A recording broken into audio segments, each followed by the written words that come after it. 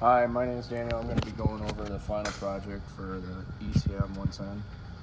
So here we got, it's basically a stoplight. So you got green, yellow, and then red. So when the green light's lit up, it's going to be at full power, so 60 hertz. And then we have, when yellow kicks on, it's going to power down to 30 hertz. And then when red kicks on, it should stop completely and the motor should stop turning. So first what we have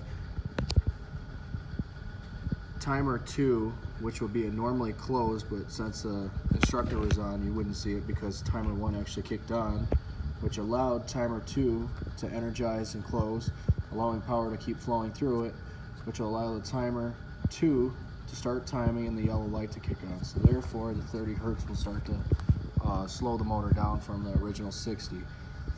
Then, as soon as timer 2 kicks on, then it'll allow power to energize coil 3 on the TR3 coil, which will allow the contact to close, which allows the contact up here to open, the contact up here to open, so these two lights will shut off, which will power on the red light and TR3, so the motor will shut off at that point.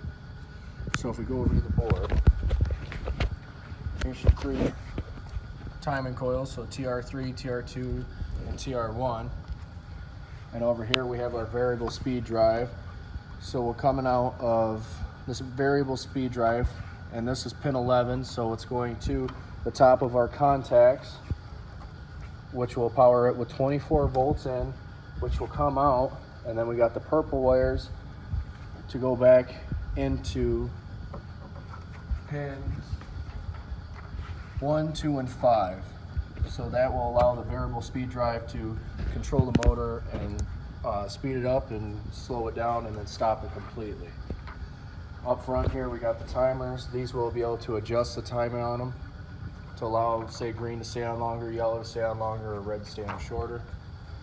And this is basically the layout of the circuit. We got green, red, and then this will be your amber or your yellow light. And when Dan comes in and allows us to power it up, then we'll show you how she works. Okay, we are back the next day, so we can actually start it today. So Dan's here, you know, Big Dan, the man. Okay, so we're here with Hunter again, except he's on the opposite side of the camera. Better looking guy is on the back side, but we're not going to talk about that. And then, as you can see, we updated our diagram. Yep. The only reason I say updated, nothing else changed except for this. It's a proximity switch in there, which we had a little bit of extra time, so we threw her in there for extra credit. And as you can see, that's the switch Hunter's holding right there. So, proximity switch, it's going to be normally closed. That way, so the circuit can all flow through it, except when it gets connected to metal, we'll show you on the metal box in a minute, it'll open up and pretty much kill the whole circuit for safety.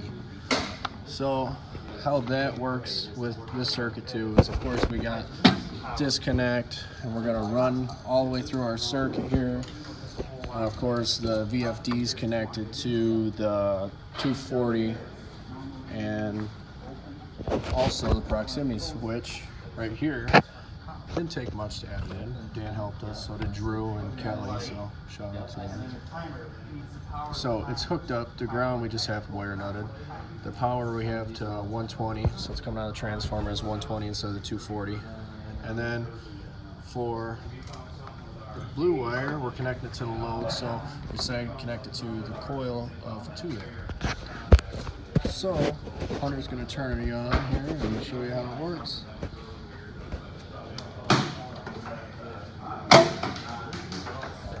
Flip this switch here, let's turn on the circuit. Okay, so our green light's here. This is 60 hertz, yellow light. We're just gonna slow it down to 30 hertz. See the motor slowing down. Red light's gonna stop it all. So we got our power coming out of from the 24 volts, going to the top of our coils over here. They're all 3 of our timers. So normally open contacts over here. Come out the bottom, which will connect back to the VFD, which will help control the frequencies, so 60, 30, and then 0. And the cool thing about these timers is that I can adjust any one of these timers to stay on longer with these little knobs here. So in this case, That's gonna be the green one. It's gonna stay on longer. yep. And then I can adjust the yellow to stay on longer.